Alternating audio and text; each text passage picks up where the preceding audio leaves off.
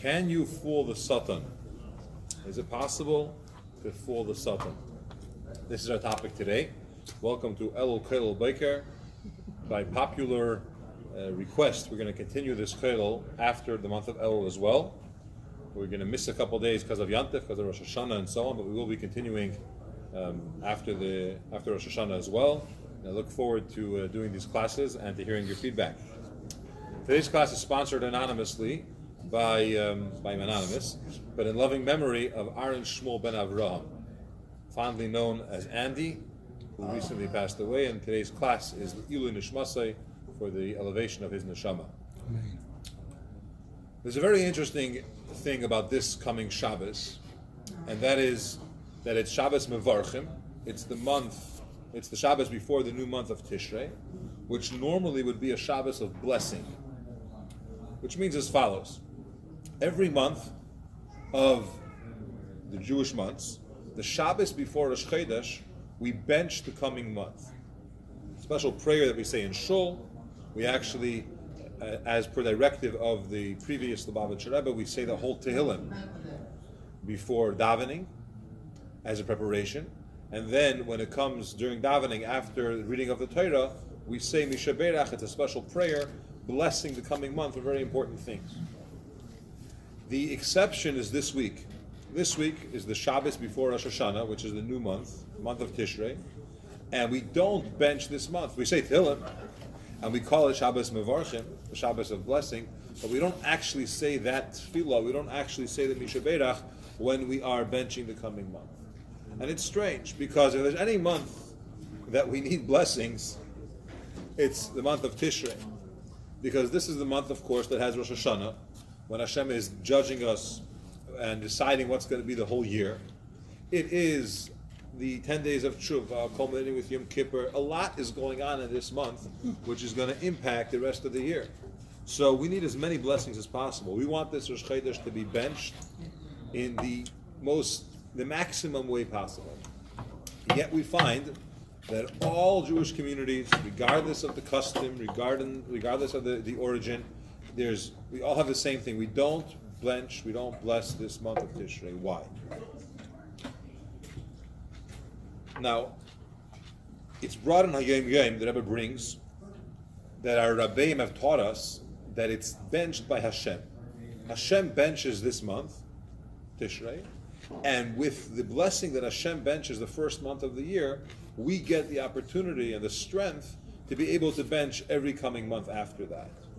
So we're not missing something as a result, because Hashem Himself is going to bless this coming month. So in a way, it's even greater. But let's understand, why is it that we don't bench this month? So some people give the following answer, that the only reason why we bench each month, the main reason, why do we bless the coming month, is because people didn't know when Rosh Chodesh is. Right? People are busy a whole week. They're not paying attention to the Jewish calendar. They don't know when's the first day of the month. Holidays follow the calendar, obviously. So when everyone's gathered in a shul on Shabbos, and we say, let's bench the coming month, because Tuesday is going to be Rosh Chodesh, or Wednesday, or whatever it is that month, this way everyone says, it's Rosh Chodesh this week. And everyone gets, what day is Rosh Chodesh? They get ready, they get prepared, they recognize it's a time to bring everyone together, because it's Shabbos, and to bench the coming month, and get in tune with what's taking place. So that's why we do it on a regular month. Rosh Hashanah, however, everyone knows when Rosh Hashanah is. It wasn't one of those months where it's just a regular month and no one knows if it's Rosh Chodesh or not. Everyone knows when Rosh Hashanah is. If they're coming to Shul on Shabbos and they're gathered here, we don't really need to tell them when Rosh Chodesh is this week, because we all know Rosh Hashanah is Sunday night. That's one general answer that's given. Another answer that's given, a little bit deeper, tells us we want to be mevalvel the Satan. We want to fool the Satan, the Satan. Yes, we believe there is something called the Satan, and this Satan has certain jobs, and its primary task that Hashem gave it is to create the opposition and to create justice, if you will, within the system. Which means as follows. When Hashem comes and says, I want to give a person a good year, the Satan comes along and says, wait, what happened last year? What did he do with this thing that he had? What was about that temptation that he failed? What about this choice that he made that he was wrong in? So the Satan has a certain ability, a certain task to prosecute, if you will, the person that's standing judgment. Now, we don't believe, like others do, that the Satan is some power on its own, and God has, heaven forbid, a challenge to deal with him. Right? He's an angel that God appointed. Correct. It's a real existence. Yes. It's a real existence. However, what you were talking about is Eiv. We can talk about that a little more. But Eiv, the Satan is the one that came and caused, so to speak, all the problems for Eiv, for Job, as a result of the Satan's prosecuting him and complaining to Hashem that test him and you'll see and so on. But the general concept is that the Satan does not have power on its own, but Hashem gave it a task. And its job is to come and try to create the opposition and adjust the system and free choice and so on, because it's a prosecuting side. So the explanation tells us that the reason why we don't bench the month of Tishrei is because we want to confuse the Satan. The Satan needs to come to court, to the heavenly court, and Hashem has a big book open with all the deeds of the people from the prior year, and he's judging us about what the year is going to be like. So the Satan comes along and he says, 1 second, don't give them such a good year, maybe not this person, maybe not that person. So we don't want the Satan to know that it's Rosh Hashanah. So instead of benching the month and loudly declaring in shul publicly a couple of days before that Rosh Hashanah is coming, we say hush hush. And this way he won't show up. For example, when you have a person that has a court case, and he has certain details about what his what he's guilty of and what the court is prosecuting him for, he doesn't let these papers out of his sight. He doesn't want the opposite side to get a hold of his files. He doesn't want the opposite side to be prepared to counter all his arguments. You want to keep the prosecutor, or you want to keep the opposite side out of the picture. Similarly, we don't bench the coming month of Tishrei because we don't want the Satan to realize, hey, it's Rosh Hashanah, I better get to work. And an obvious question is, he's an angel.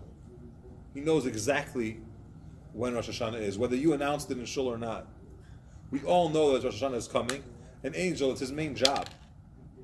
He knows what he has to do and where he has to be. And it's not like you could, take him off your email list or unfriend him on Facebook and he doesn't know what's going on. He knows exactly what's going on. He knows where to be and when. So what's this explanation that we're not going to bench the coming month and we won't announce it and the Satan will sleep in and he won't show up? He's an angel, he's not going to sleep in.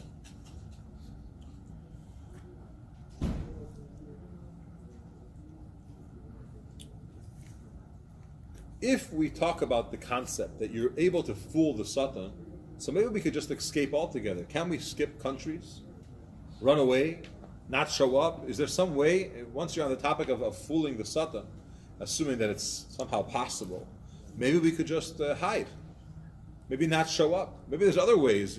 If this is a topic which we could discuss, then we have an issue, we have an angel, and let's not show up to court. Let's maybe really hide. They tell the joke, not so funny, but about a lawyer who came out of the Supreme Court. He just had a great case, and he won. And he was feeling extremely proud and very victorious. And he's walking across the street, and he didn't notice there was a truck that was going really quick, and the truck hit him. And unfortunately, he passes away, and he goes to heaven. And he's standing in front of the heavenly court, and he says, I demand justice. He says, I'm 40 years old. What's going on here? And the guy says, you're not 40, you're 90. He says, what do you mean I'm 90? I'm 40 years old. What do you mean? I was born this and this date, this and this year. He says, no. There's no mistakes in heaven. You are 90. He says, what are you talking about? He said, I'm not 90, I'm 40. Well, how come a truck hit me? So he says, let me check the papers again. And he goes through the files and he looks, he says, based on all your billable hours, I was sure you're 90.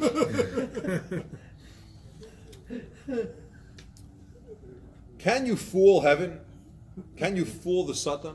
Is it possible that they mix something up, that they forget? It's not possible. The whole idea is that it's a world of truth. The whole concept is that there's justice. The whole idea is that we have free choice and what we do matters. You can't just not make an announcement in shul or not make a blessing on the coming month, and somehow the Satan won't show up and we have get out of jail free card. It doesn't work that way. There's the Gemara tells us in Masechta Sukkah Daf Nun Gimel, page 53. The Gemara tells us about Shlomo HaMelech. That one day, Shlomo HaMelech, King Solomon, he was walking, in his palace, and he noticed the angel of death. Malach HaMavis is there. And the Malach HaMavis is clearly very concerned. He's running around, and he says, well, "What's bothering you? What's going on? What are you doing here?" So, and clearly, as a tzaddik, he could talk to angels. And the angel said, "I'm actually here to take two seifrim, two authors, two writers, the king's scribes. I'm here to take them. Their time has come." Where are they? So Shlomo HaMelech did not tell him where they were. On the contrary, he ran to these two scribes and he said, "I'm sending you to a place called Luz." Luz was a city that people simply didn't die there. People were living a very, very long life, to the extent that people that were very, very old, and for whatever strange reason they felt they can't handle it anymore, they would leave the city because people wouldn't die in that city. So he sends these two scribes to Luz because he has information that the angel of death is on a mission to get them. So he sends them. They come to Luz, and by the entrance to the city, they die. They die. A couple days later, Shlomo HaMelech sees the angel of death. He's happy. He says, "What's today?" He said, "You have no idea. I was searching for these two scribes, and I saw on their," I guess he has a file for each person, the file said, "You'll find them by the entrance to Luz." I could not figure out how do I get them from the king's palace to Luz, but somehow they showed up there the other day. You can't fool an angel. You can't outdo the system. Okay, and this is not the only thing that we do to trick the Satan. We also don't blow shofar erev Rosh Hashanah. We have a custom, a minhag, that every day of the month of Elul, we blow the shofar. Why do we blow the shofar? It's a preparation. We have to do Tshuvah. We have to get ready. Now, as you go through the month of Elul, you're getting closer to Rosh Hashanah. You're getting into Yemei HaSlichos, the final days when we daven supplications and davening to Hashem for a new year. It gets more spiritual and more holy, and yet we find that the last day, this year it's Sunday before Rosh Hashanah, we don't blow the shofar. Why not? The answer is given because we want to confuse the Satan. Here he knows we're getting ready for Rosh Hashanah, so he's also getting ready, and all of a sudden there's no shofar. So what happened? They miss it? And then maybe the next day he'll be so confused he won't show up. Another example. We blow shofar in Shul Rosh Hashanah. After the whole davening, we blow another 30 sounds, which they're not part of the mitzvah. We did already all the sounds we had to do for that day. Why do we do it? To confuse the Satan. He shouldn't know exactly what's going on. And our question is, how in the world can you confuse an angel?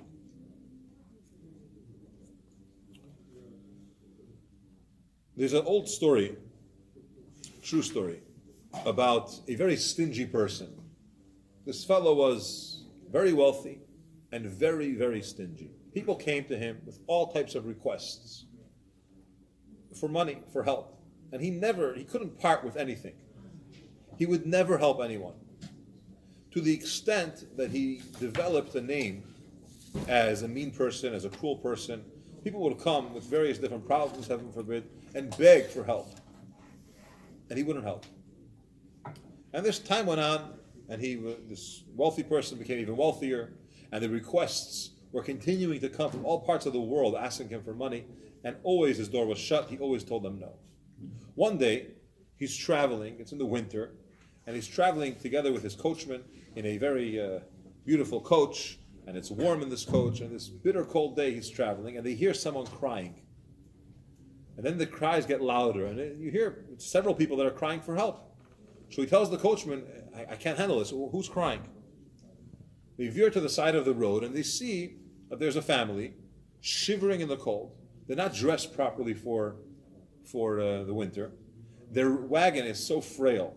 The horse pulling the wagon is so frail. And the wagon is old and rickety, and it's stuck in the mud. And you can't get out. So this wealthy man tells his coachman, hitch our wagon to their wagon and pull them out. Okay, so he hitches the wagon, he tries to pull, but it's so stuck in this mud that it can't get out. So he's trying and trying. The coachman says, you know what, let me do this. And he takes off his fur coat and takes off whatever, fancy ties and things he was wearing, and he goes to the coach, and he himself, together with his coachman, is pulling.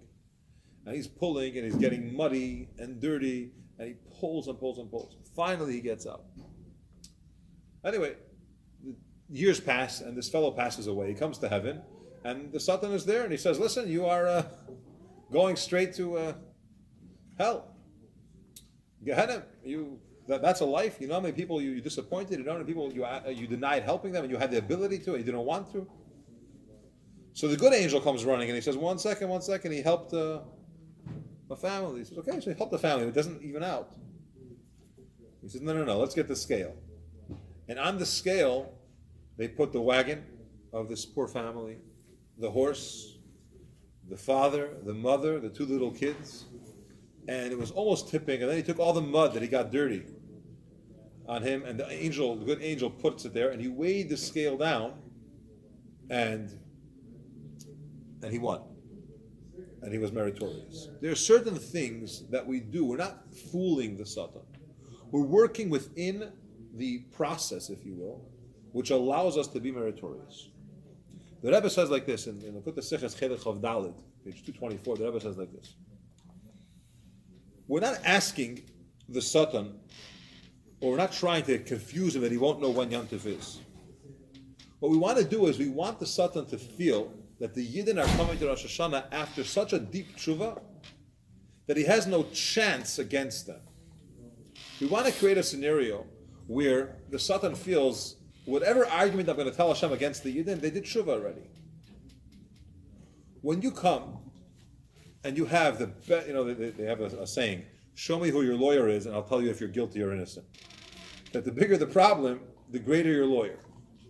So when a person shows up to court and he has a very simple lawyer, the other side gets a little scared because he has nothing to worry about. He's clearly quite confident and he's probably innocent and we have no chance. There is this concept that when you come very, very confidently, the opposing side feels that they have no chance.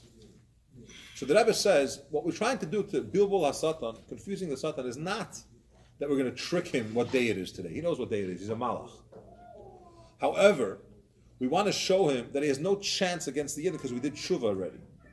He's going to show up Rosh Hashanah and say, the Yidden did this, the Yidden did that. Hashem is going to say, but they did Tshuvah, a whole Elul. They did Tshuvah. And how is he going to feel that we did Tshuvah? When he sees Erev Rosh Hashanah, we didn't blow shofar. So what, you don't need shofar anymore? You did Tshuvah already? That gives the impression that we've already reached Erev Rosh Hashanah. We're already in a level that we did Tshuvah. And when he feels that he has no chance, he doesn't argue as strongly against the Yidden. He doesn't try that hard because he feels, I have no chance. They did Tshuvah already. That's why we don't bench Chodesh Elul, Chodesh Tishrei. The Eibishter benches it. Because we're trying to express, if we're in shul and we're all scared and we're saying, oy vavoy, what's going to happen and what's going to be here, then the Satan feels, okay, I have a good chance. Let me go and get ready, prepare my files. By us behaving in a way, following the particular minhagim for bilbul ha-Satan, the particular customs and traditions for confusing the Satan, we're expressing that we're so confident that we did Tshuvah, and the Satan should feel that and not try against us. Now, we don't have to be so confident. We have to do Tshuvah. But for example, after Kiyah Shofar, we blow another 30 kolos. Why do we blow another 30 kolos? We're showing the Eibishter that we love the mitzvah of Shofar.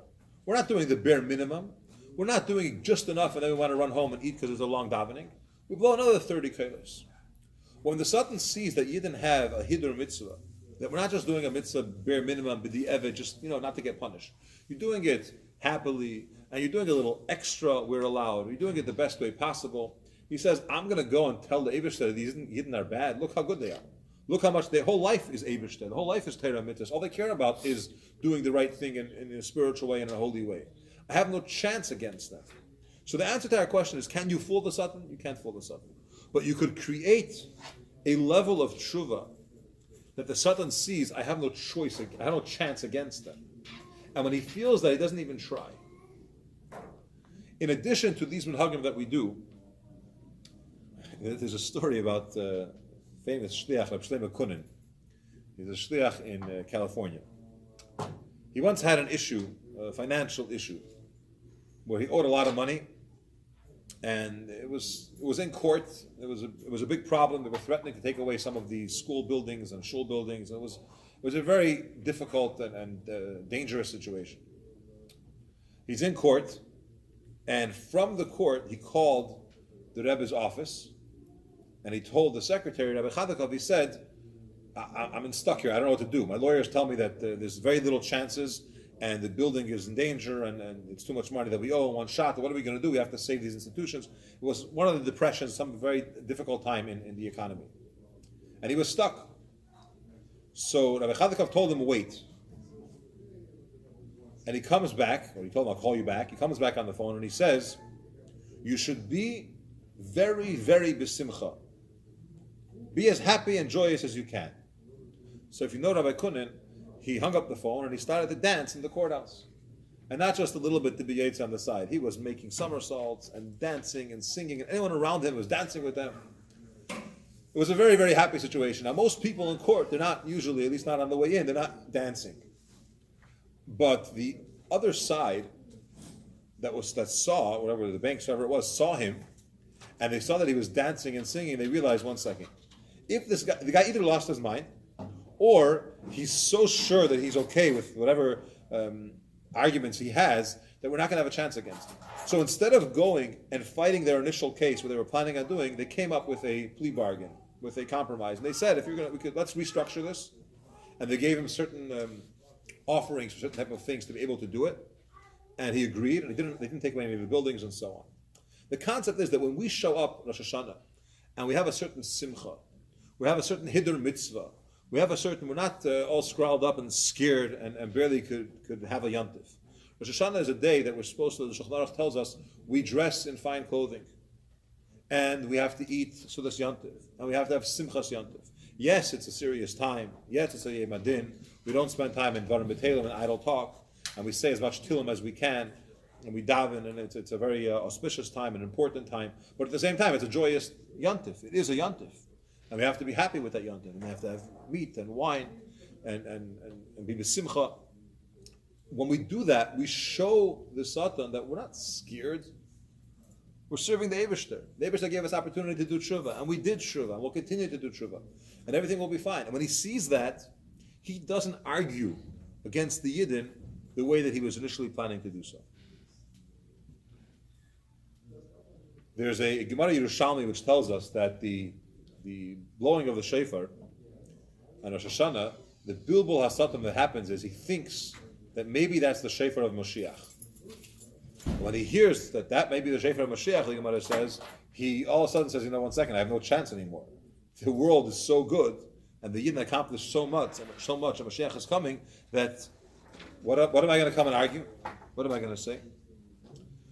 So when the Yidden have this inspiration, when we're ready, when we're in the level that we're so ready for Rosh Hashanah, we prepared a whole month, and even the Shabbos before, we're in a mode of Rosh Hashanah already, and we're doing Hidur Mitzvah and B'Simcha, we're zeicha that we should have a happy, healthy, sweet year. Each one of us should be written, signed, and sealed for a Ksivach Simateva, a sweet year, a happy year, in an open and in a revealed way.